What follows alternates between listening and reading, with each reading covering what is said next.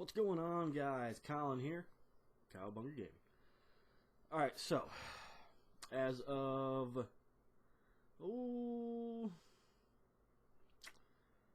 to say about 2 hours ago? Yeah, about 2 hours ago.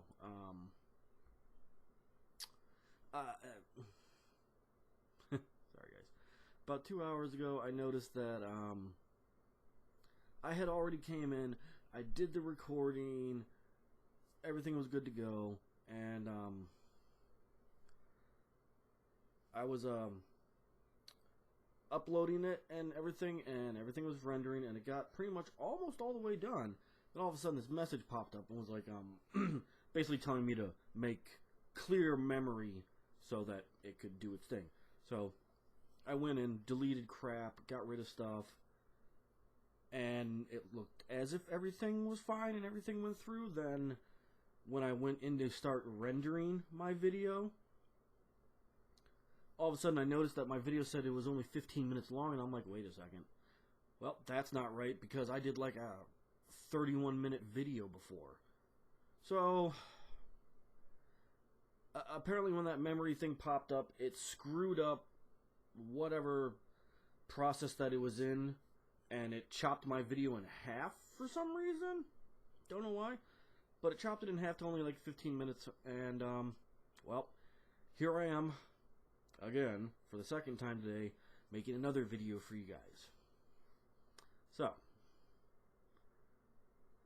and another thing that I've noticed, it seems to be with these videos that I do when I'm doing my gaming news, because I've had it happen before, where something messes up in the rendering process or whatever, and bits of my video get deleted, and then I have to go and redo the whole thing all over again.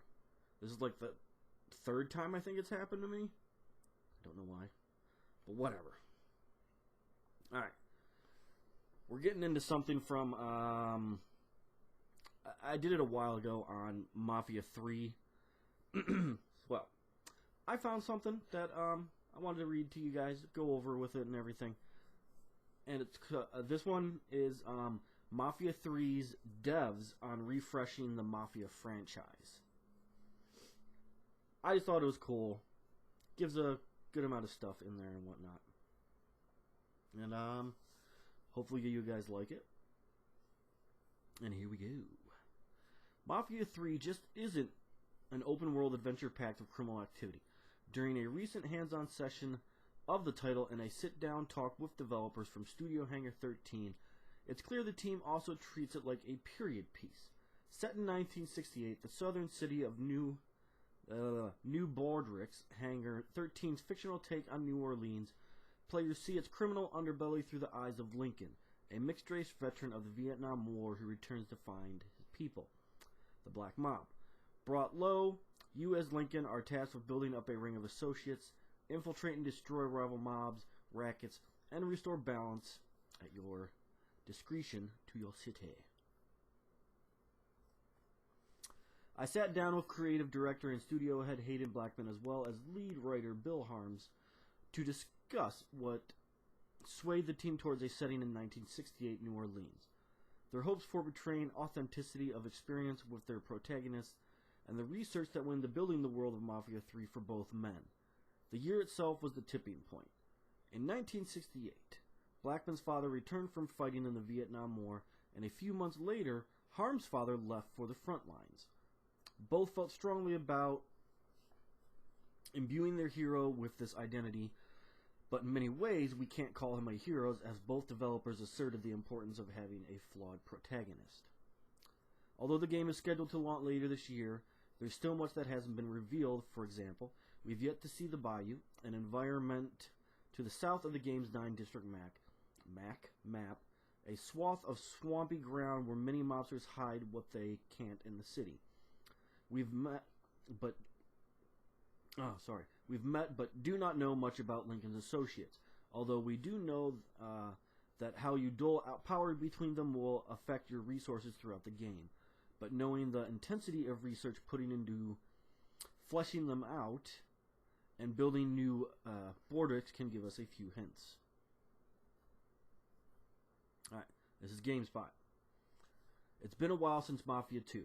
I'm interested in what happened or where the franchise went in the years in between. And then your role in it, since you mentioned earlier that you came here to Hangar 13 and brought up working on Mafia. This is Blackman. It was more of a conversation in terms of the possibility things we could work on. Mafia 3 was something that was kicking around and some concepts had been worked on and there were ideas that were definitely floating around. I think the franchise is really near and dear to 2K, so it never was not something that people were persuading and talking about. But it did really crystallize when we, But it didn't really crystallize until we started talking about setting it in 1968 and Lincoln as the protagonist, and building a studio here to lead the creative effort behind it. Luckily, we were incredibly fortunate that a lot of the guys that worked on Mafia 2 decided to come out here and join us, and a lot of the guys that worked on Mafia 2 that remained in the Czech Republic agreed to continue to work on the project. You mentioned everything came together when you settled on the setting. So can you talk about how that conversation went, who came up with the idea, how did it evolve? So again, because they had kind of kicked around ideas for Mafia 3 for a bit, there were a couple of different settings that were talked about that were already in the wind, or already part of the conversation. For me, it was easy just to come in and say, well, that's one that's most interesting to me, let's explore that more. So there had already been some concept work that had been done, some concept art, some assets that had been built just to see what it would look like to build those assets, some very early prototypes of the city layout that had already been done by various groups that had been kind of working on the project off and on between Mafia 2 and Mafia 3. For me, it was a no-brainer to pick New Orleans as our inspiration. The harder thing, I think, was narrowing down the year because we could have it set at any time after Mafia 2. Editor's notes, Mafia 2 was set in an era drawing from the 1940s, early 1950s. I think 1968 really came from the personal note for, well, I looked at what music was out at that time and said we can't have this track if it's not in 1968 or beyond. But just the fact that there's the year my dad returned from Vietnam, that became the year that we really settled on, and then obviously in such a tremendous year in American history, it was again kind of a no-brainer. Can you talk at all about the other settings you were thinking about, and what was the definitive mark that made you go with 1968?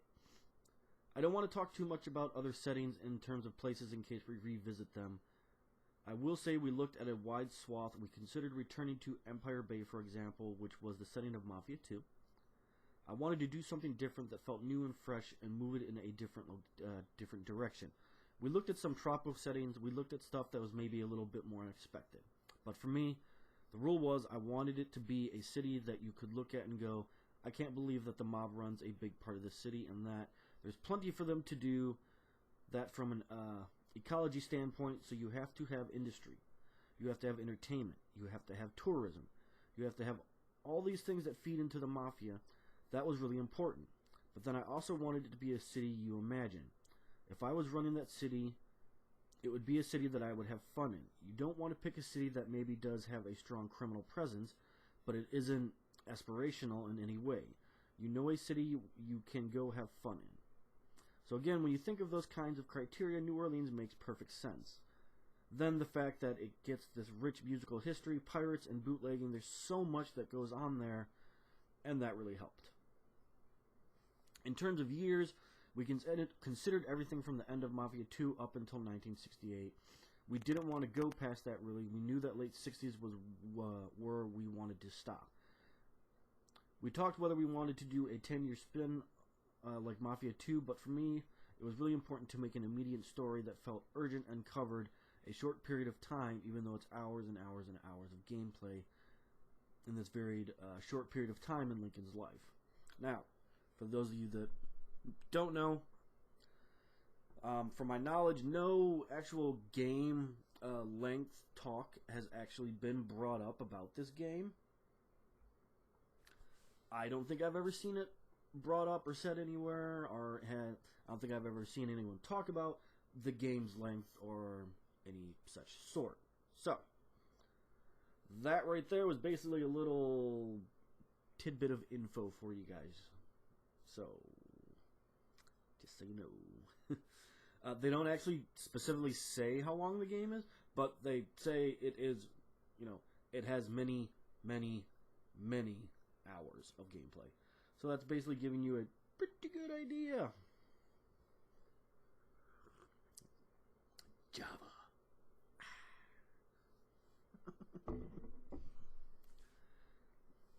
Alright, so, anyway, sorry.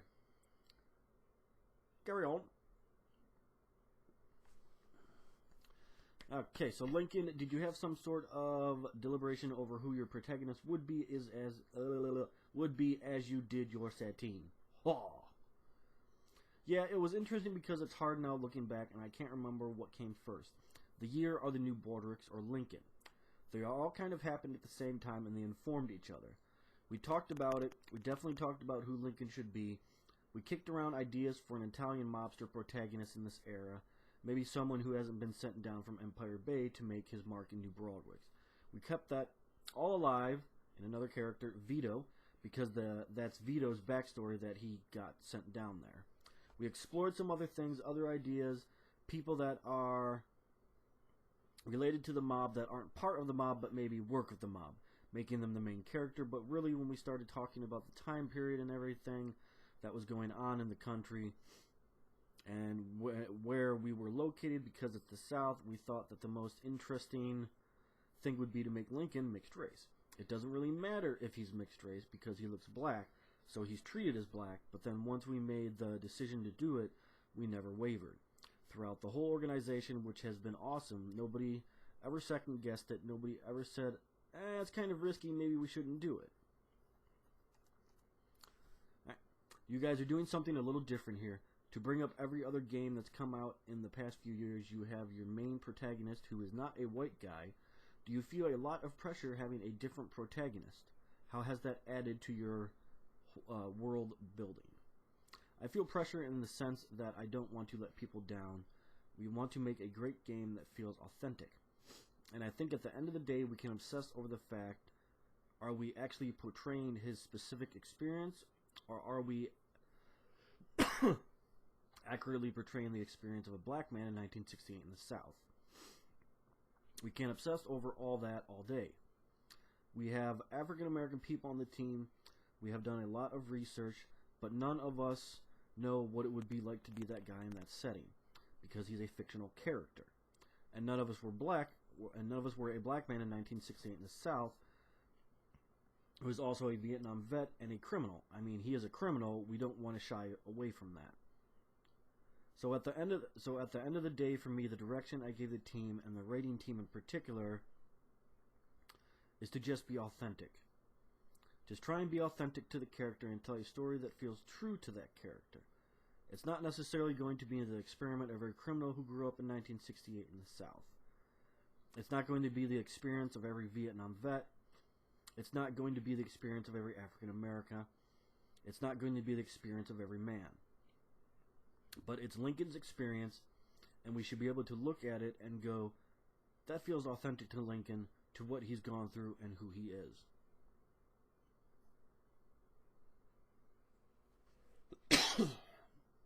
That's where we're putting a lot of pressure on ourselves, is making sure that we always feel like we're just telling the truth with this, in terms of you look at it and you're like, well, that just feels true to life. Even if it's fiction and some things are blown out and some things are more extreme than they would be in real world, some stuff we downplay because it's a game. We can't have the cops hunt for you endlessly after you murder someone in the street like what would happen in real life, because it's a video game. But the reaction in the moment should still feel authentic.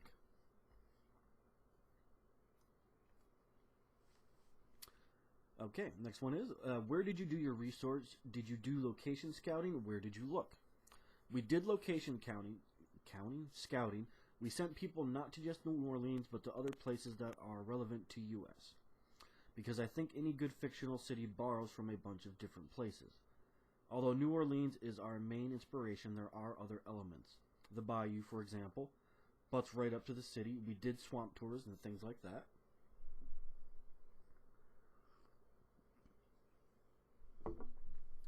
The hard part now is obviously any place we go to, there's a very few places that are stuck in 1968. We found a few, but very few places that are stuck in 1968. So a lot of it came from doing research, watching documentaries, not just for things like agriculture, advertisements, movie posters. We have movie posters in the game that are fake movie posters, and if you look at them from a distance, they are very reminiscent of that time period. But we did a lot of reading too, and a lot of reading of the stuff that was nonfiction or historical fiction. Matterhorn is a book written by a Vietnam vet, and it's fiction, but clearly it is inspired by things that happened that either he experienced or other people that he knew experienced. Between Bill Harms, lead writer, myself, and the rest of the writers, we probably have read 1,000 books or either the time period, the place, or the mob. Maybe 1,000 books on just the mob alone.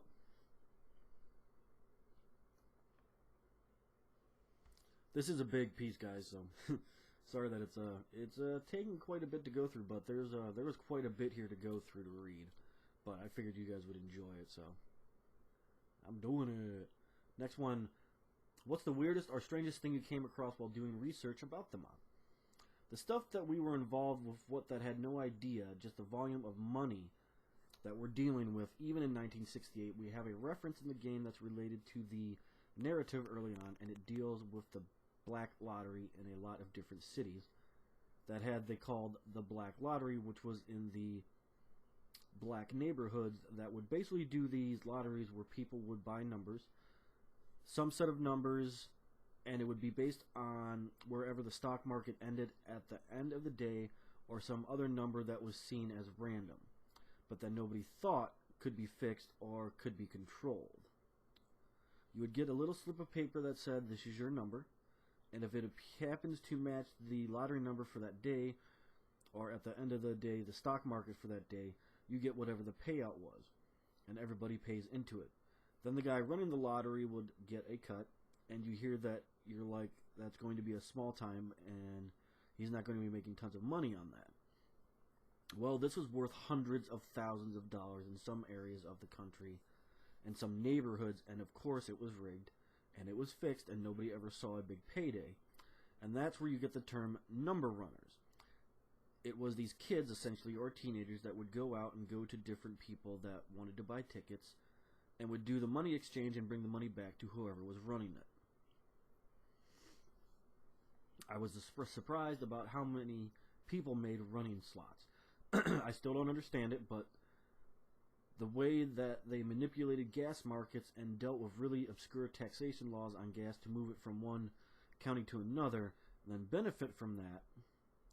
This book, Double Deal, that we read, which is all about a guy that became a chief of police, and he was in the mob's pocket. He started working for the mob by running a gas station that they owned, and they were skimming from it, and running poker games in the back. So in the game, we actually have poker games in the back of the gas station. There's little things like that. If there was a way to make money that was even borderline illegal, they found it. It's crazy the stuff that they would do. Now we have I'm a completionist. If I wanted to sit down and do everything, how long would that take me? We're not talking about the exact hours yet. I'm a completionist too. It is hours and hours and hours of content. I hope that people are encouraged to replay, and see things that they didn't see before. Like that stash that we showed yesterday where Marcone's guys execute somebody in a pretty dramatic fashion. You don't see that in every playthrough. Hopefully people go back and look for those little hidden gems. After speaking with Blackman, we got a chance to talk. Oh, okay, never mind. Sorry, guys. Okay, and like I said before, they never did talk about exact hours, but they do give you the hint right there that it is a lot of hours right there. I don't know. I'm going to guess probably for the completionist person, 50, 60 hours is what I'm guessing. And for the person that just tries to stick to the storyline, I'm going to guess 30 hours or something. That is my guess on it. I could be completely wrong and the game is shorter. But from what they said 2 different times in this interview thing I'm reading, it's not going to be short. It's going to be a pretty thick, heavy game. But for those of you who don't know, actually, there is a release date on this because they released a trailer I think a couple days ago, and it's actually being released October 7th, 2016. That's not too far away. It's a couple months, but I wonder what other games are coming out in October, and the only reason why I'm thinking of that right now is because I know that Red Barrels is coming out with Outlast 2, and they're probably going to want to swing that probably around Halloween time, maybe? Well, actually, they might do it in September, they might do it in October, not sure, but that's happening. But there's other scary games or creepy games that are supposed to be coming out. The one called... Man, I'm probably going to get this wrong. I did do a news thing on it. It's in my news called like Verge or Visage, I think is what it was. That's the really creepy game. Allison Road, that's another creepy game. It takes very heavily from PT, but then so does that game Visage. That takes very heavily from PT as well. Sorry guys, got off bat there. The next thing we're going to go into really quick here, and I've already talked about this. I talked about it a couple weeks ago. It's the new Sony PS4.5, but there's updates that I have that I want to go through with you guys, okay? So, I'm not repeating the same stuff. I'm going over new stuff. So, that is why I am doing this. I just want you guys to be in the know. Sony's upcoming 4K PlayStation 4 is codenamed Neo, which I find hilarious because you know the whole Matrix thing, and will boost better processor speed, memory bandwidth, and graphics capabilities that the standard PS4 available now. And this is Giant Bomb reports from October. Publishers will be required to ship PS4 games with both a base mode for play on the regular PS4 console and a Neo mode that can take advantage of hardware upgrades to increase graphical quality and boost frame rates.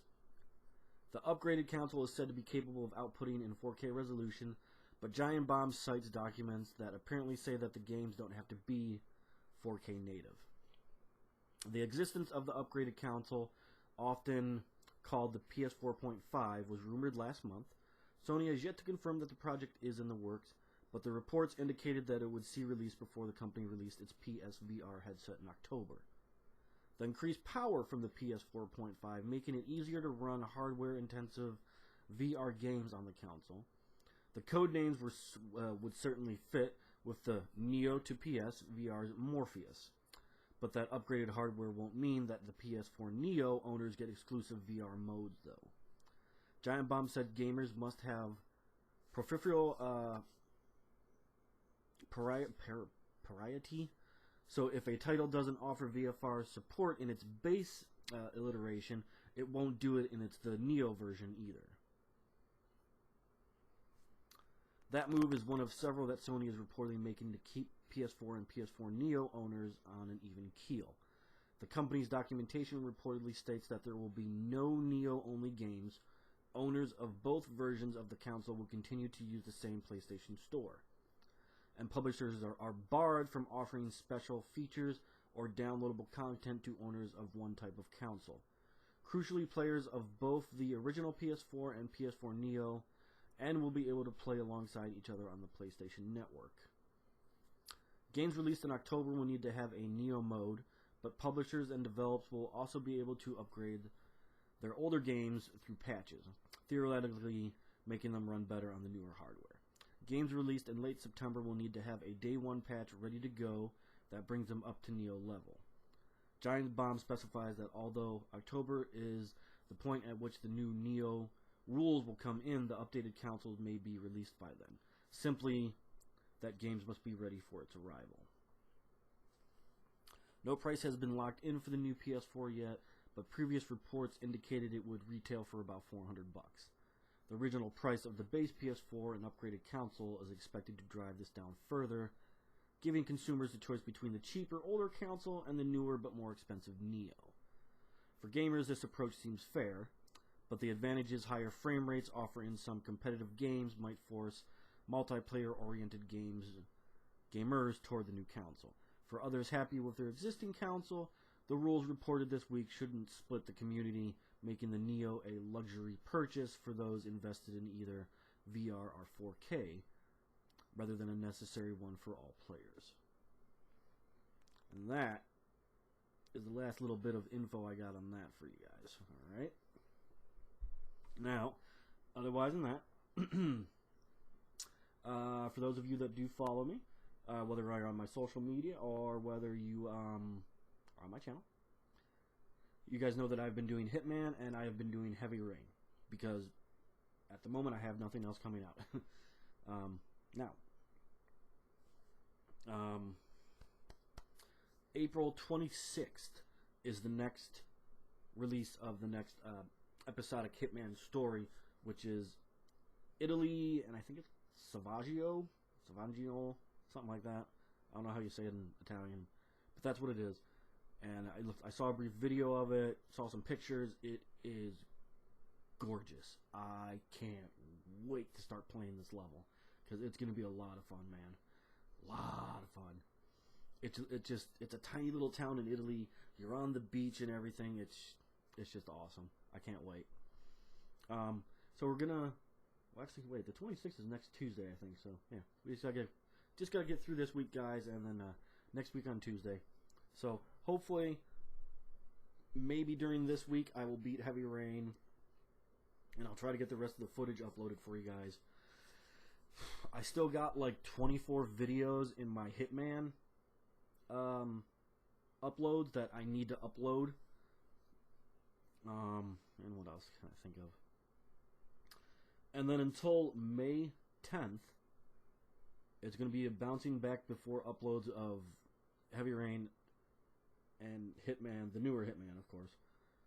And then, because I'm sure everybody knows, May 10th is the release of Uncharted 4, A Thief's End, and I cannot wait. I am pumped for this. May's going to be busy for us, guys, so I hope you guys tune in and watch, because May is going to be, whew. We got Uncharted 4, A Thief's End. We got Doom. We got Homefront The Revolution. We got Mirror's Edge Catalyst. At the end of the month, we got Teenage Mutant Ninja Turtles. Turtles in Manhattan. So, and then June, we got Technomancer and No Man's Sky. And No Man's Sky looks awesome. I can't wait to play that too. And that's going to be probably a pretty thick playlist on that game. Just because, I think it was last week I told you guys that there are 18 gazillion planets in that game. And that more than likely only, what was it? Only like 98% of them you will not see. So there's only like a 2% in there that people are going to see. Because think about it, guys. 98, or not, 18 gazillion planets. That's going to be damn near very close to impossible to hit all those planets. It's just not going to happen. I really don't know too many people that have that kind of time in their life to spend that on a game. That would be insanity. But whatever. We're going to play it. It's going to be a pretty big freaking playlist for people to go through. I'm excited. I can't wait. And that's all I got for you guys for right now. Tune in next week for the next news update. And for the rest of the week, it's going to be a mixture between... I'm going to try and finish Heavy Rain for you guys, and then there'll be more uploads of Hitman. Alright, guys? This is Colin with Cowabunga Gaming. I love you guys. Take care. Deuces.